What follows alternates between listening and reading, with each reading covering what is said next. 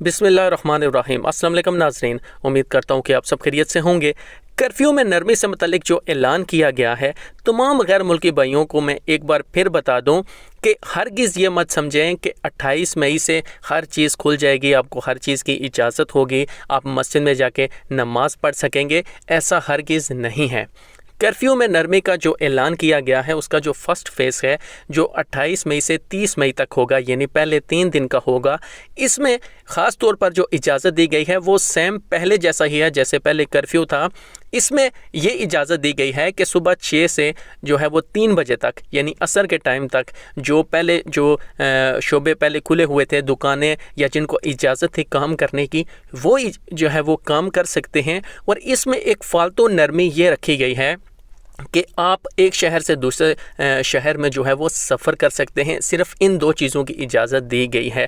اس کے علاوہ نماز پڑھنے کی جو ہے وہ اجازت نہیں دی گئی، اور نہ ہی اس کے علاوہ کوئی اور جو اپڈیٹ ہے اس سے متعلق۔ فرسٹ فیز میں صرف وہی ہوگا جیسا کہ رمضان سے پہلے جو 24 گھنٹے کا جو پہلے کرفیو تھا وہی ہوگا، سیم جیسے پہلے جو ہم کو جو اجازت تھی کہ آپ اس ٹائم جو ہے وہ کام کر سکتے ہیں۔ صرف اس میں یہ ایک اضافہ کر دیا گیا ہے کہ آپ ایک شہر سے دوسرے شہر جو ہے وہ سفر کر سکتے ہیں۔